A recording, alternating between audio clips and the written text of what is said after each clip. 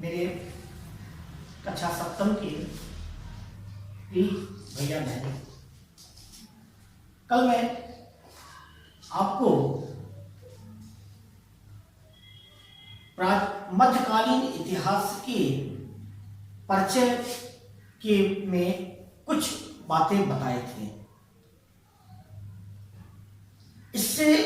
इसमें था कि मध्यकालीन इतिहास से पहले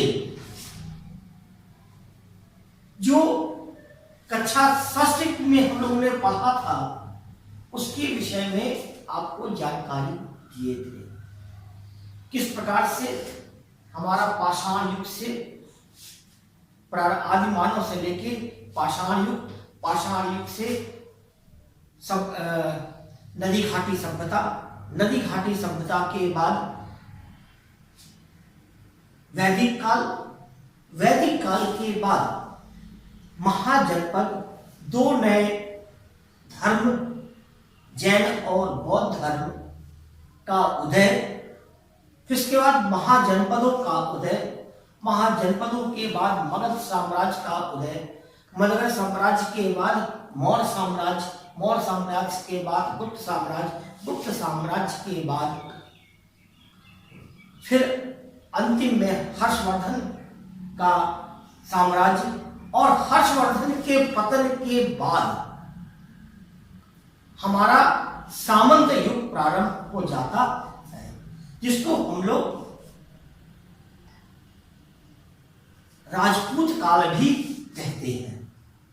राजपूत काल के समय हमारी सीमाओं पर धीरे धीरे तुर्कों का, अरबों का आक्रमण प्रारंभ हो गया था। तुर्क हैं, मंगोल हैं, चीन है, इनका आक्रमण प्रारंभ हो गया था। ये यहीं से हमारा मध्यकाल का प्रारंभ होता है। मध्यकाल का शाब्दिक अर्थ है बीच, अर्थात मध्य का समय, यानी बीच का समय। मध्य का मतलब बीच होता है, बीच का मतलब यानी मध्य का समय को हम लोग, ये जो समय है मध्यकाल, जो भारत का मध्यकाल है वो 8वीं सदी से लेके 18वीं सदी के बीच का जो काल होता है वो भारत का मध्यकाल कहलाता है। वैसे हर जगह का विश्व में वर्ल्ड हिस्ट्री पढ़ते हैं, उसमें मध्यकाल का समय अलग है। अलग अलग जगहों पर मध्यकाल का समय अलग है, लेकिन आज हम लोग चूंकि भारत का मध्यकाल पढ़ रहे हैं, इसलिए भारत का जो हम लोग मध्यकाल पढ़ेंगे उसके मध्यकाल 8वीं सदी से लेके 18वीं सदी तक का के काल को हम लोग मध्यकाल कहते हैं। मध्यकाल में हमारे यहां राजनैतिक, धार्मिक और सामाजिक क्या बदलाव हुए थे। सबसे पहले हम देखते हैं हर्ष की मृत्यु के बाद भारत छोटे छोटे राज्यों में बंट गया था, और जो ये छोटे छोटे राज्य थे इसमें सामंत हुआ करते थे, और ये सामंत ज्यादातर राजपूत होते थे, इसलिए इसे सामंत युग भी कहते हैं और राजपूत काल भी इसे कहा जाता है। राज्यों पर सामंतों का अधिकार था। ये जो राजपूत थे बड़े महत्वाकांक्षी हुआ करते थे। महत्वाकांक्षी के कारण ये अक्सर जो है अपनी महत्वाकांक्षा की पूर्ति के लिए अवसर की तलाश में बैठे रहते थे। जहां पर इनको कोई भी राजा कमजोर दिखाई पड़ता था उसके ऊपर ये आक्रमण कर उस पर अधिकार स्थापित कर लेते थे। यानी कि अपने से कमजोर राजाओं पर, निर्बल राजाओं पर वे अपना अधिकार स्थापित कर लेते थे। इसी समय भारत की सीमाओं पर विदेशी आक्रमणकारी प्रभावी होने लगे।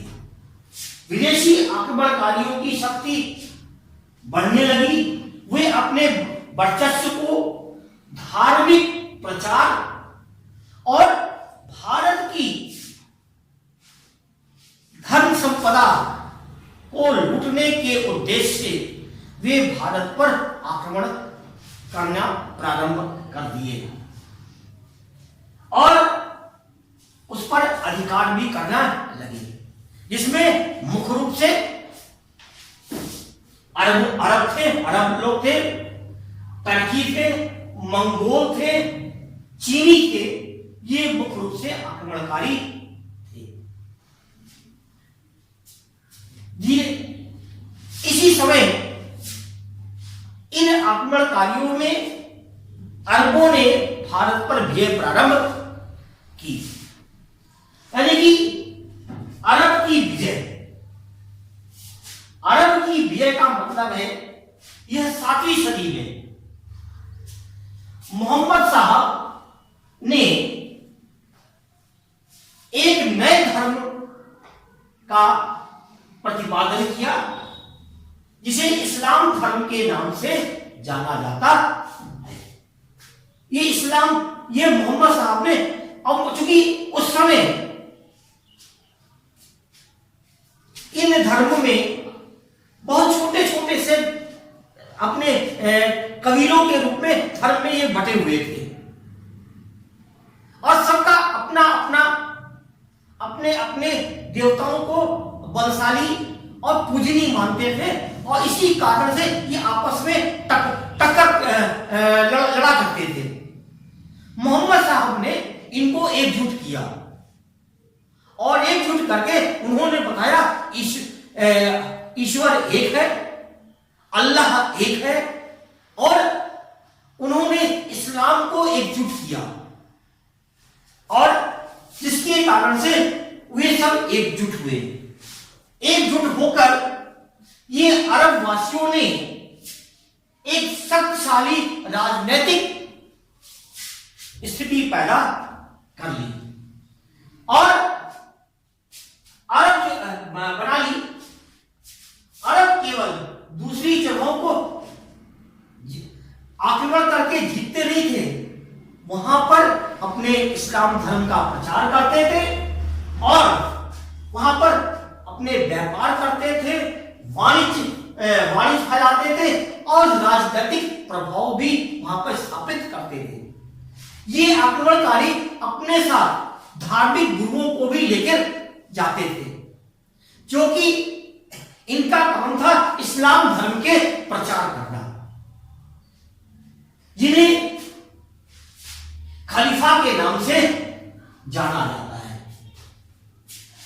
अरबों ने अपने व्यापार में सबसे पहले जॉर्डन, सीरिया, लेबनान और उत्तरी अफ्रीका के बड़े भागों पर कब्जा किया और 8वीं सदी में उन्होंने भारत से लेकर स्पेन, यूरोप में स्पेन तक अपना राज्य फैलाया।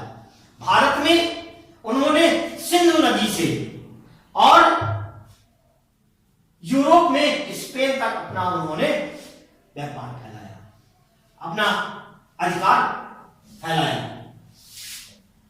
उस समय सन 1050 में, यानी उस समय तुर्क ने 1050 ईस्वी में तुर्गिल बेग ने तुर्कों पर अपना आधिपत्य स्थापित कर लिया और उसने जो है सबसे पहले बगदाद पर कब्जा किया। सबसे पहले उसने बगदाद पर कब्जा किया। तुर्क लोग अपने खलीफाओं का जिनको धार्मिक गुरु कहा जाता था, वे बड़ा उनका आदर करते थे।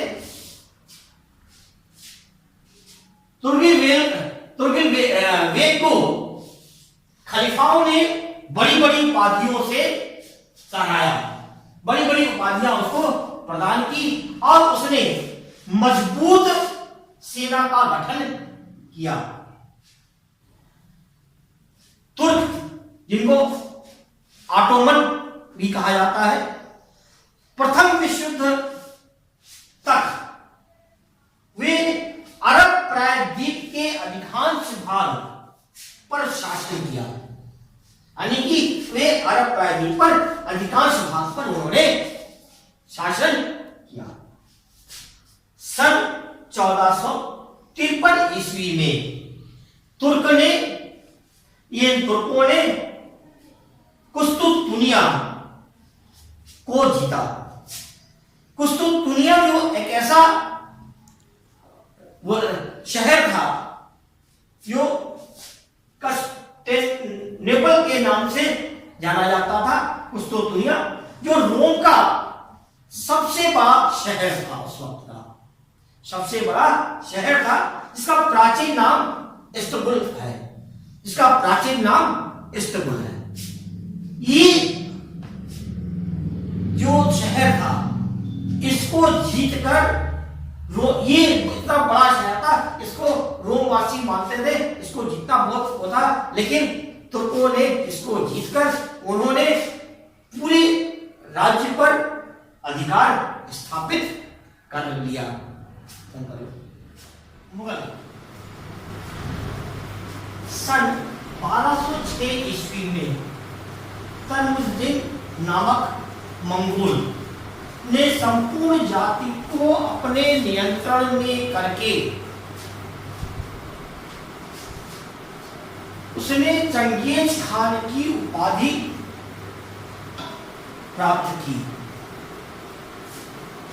मंगोल को उसने एक सूत्र में, मंगोलों को उसने एक सूत्र में बांधा।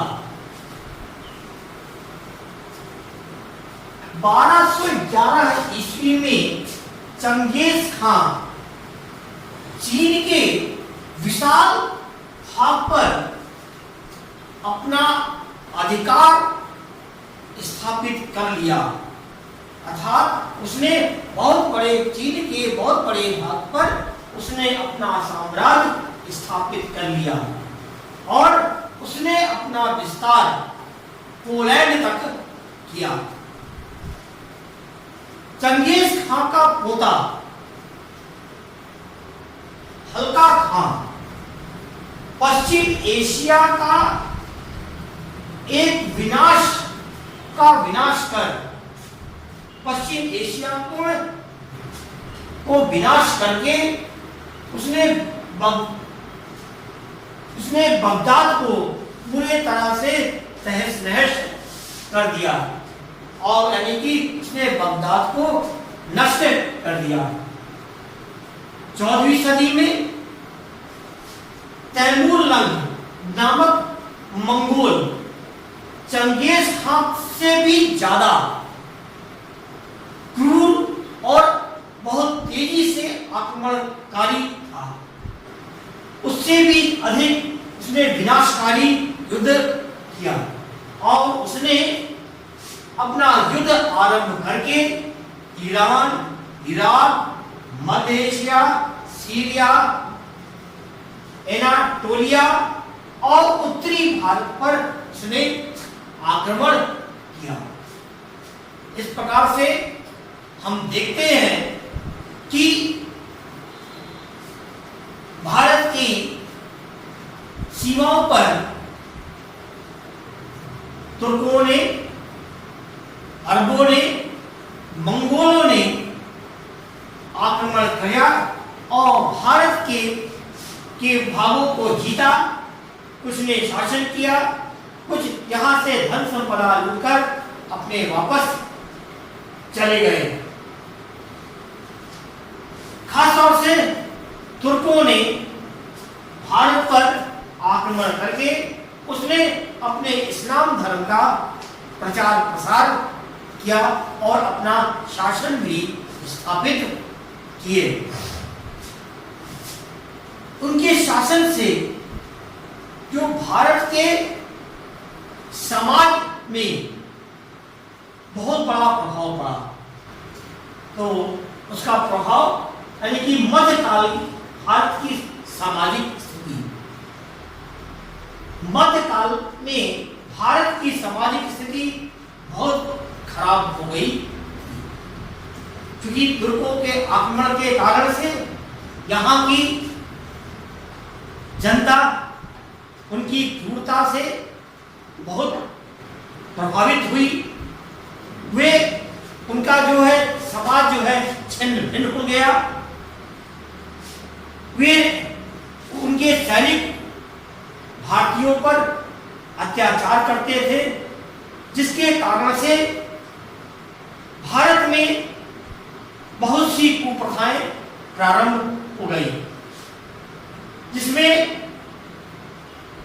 जाति प्रथा व्याप्त हो गई, बाल विवाह, सती प्रथा, बहु विवाह आदि कुप्रथाएं भारत में व्याप्त हो गई। इसके बाद हमें मध्यकालीन इतिहास के क्या स्रोत हैं, कैसे हमें मध्यकाल के इतिहास के विषय में जानकारी होती है। मध्यकालीन इतिहास को जानने के लिए दो प्रमुख भागों में या दो प्रमुख स्रोतों में इसको बांटा गया है। पहला स्रोत है पुरातात्विक स्रोत, दूसरा स्रोत है साहित्यिक स्रोत। पुरातात्विक स्रोत में लेख, स्मारक और सिक्के आते हैं। लेख का मतलब उस वक्त जो ताम्र पत्र, बेल पत्र, शिलापट पर कुछ बातें लिखी, जो बातें लिखी गई हैं उनके द्वारा हम उस पर से जानकारी मिलती है। स्मारक उस वक्त बनाए गए स्मारक, महल, मंदिर, मस्जिद या कुछ अन्य स्मारक बनाए हैं, उससे हमें इसकी जानकारी प्राप्त होती है। उनके सांस्कृतिक जीवन के विषय में, उनके कला के विषय में हमें इसकी जानकारी मिलती है। इसके बाद अगला आता है सिक्का। उस काल में चलाए गए राजाओं के द्वारा सिक्के, उस पर अंकित भाषा, चित्र, उनकी सिक्के की बनावट, सिक्के का प्रकार, वह सिक्का तांबे का है, सोने का है, चांदी का है, इनसे हम उस समय की आर्थिक स्थिति के विषय में हम पता करते हैं। इसके बाद जो दूसरा भाग स्रोत है हमारा, वह है साहित्यिक स्रोत। साहित्यिक स्रोत में जीवनी, किसी राजा की आत्मकथा किसी साहित्यकार द्वारा लिखी गई, किसी राजा की जीवनी या स्वयं राजा के द्वारा लिखा गई आत्मकथा, उससे हम उस समय के विषय में जानकारी मिलती है।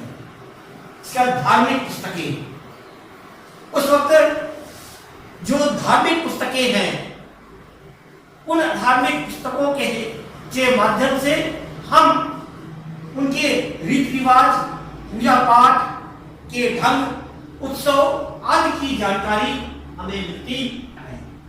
इसके बाद अगला आता है विदेशी यात्राओं का वर्णन।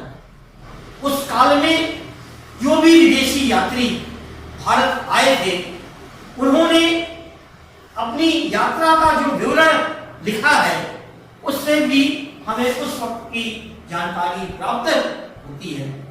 इस प्रकार से हम देखते हैं कि मध्यकाल के विषय में एक संक्षिप्त परिचय आपको इस चैप्टर में दिए हैं।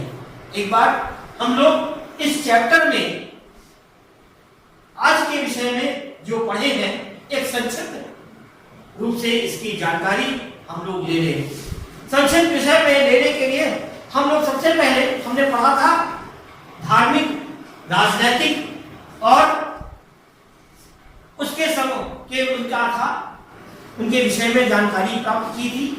भारत में मंगोलों का आक्रमण, तुर्कों का आक्रमण और चीनियों का आक्रमण, अरबों का आक्रमण, यह इस चैप्टर में हम लोगों ने पढ़े हैं। किस प्रकार से तुर्कों ने भारत पर आक्रमण किया, अरबों ने आक्रमण करके भारत के किस किस भागों पर उन्होंने वो किया, और इस प्रकार से मंगोलों के आक्रमण के विषय उन्होंने किस प्रकार से मंगोलों ने आक्रमण किया। फिर इस धीरे धीरे हम लोगों ने उसके और क्या हमारे देश पर इस पर प्रभाव डाले। इसके बाद हमारी सामाजिक स्थिति, उस वक्त की सामाजिक स्थिति क्या थी, हमारा साहित्यिक शोध क्या था, समझे, पुरातात्विक शोध, साहित्यिक शोध, यह हमारे जो मध्य के इतिहास के शोध थे, इसके विषय में पढ़ते पढ़े हैं। इस प्रकार से यह हमारा एक मध्यकालीन एक परिचय के रूप में हमारा यह पाठ आज समाप्त होता है। इसमें कुछ आप लोगों को अभ्यास कार्य दिया गया है, इस अभ्यास कार्य को करेंगे। पहला प्रश्न था वैदिक युग में देशों को कितने प्रदेशों में बांटा गया, नाम लिखिए। दूसरा है इतिहास को कितने कालखंड में बांटा गया, नाम। भारत के मध्यकाल कब से कब तक माना जाता है, पुरातात्विक शोध के नाम लिखिए। तुर्क कौन थे, उनका साम्राज्य विस्तार क्या था। यह प्रश्न है। इन प्रश्नों के उत्तर आपको हमारे इसी भाग 1 और भाग 2 के नोट्स में ही आपके उत्तर जो पढ़ाए गए हैं उसमें मिलेगा।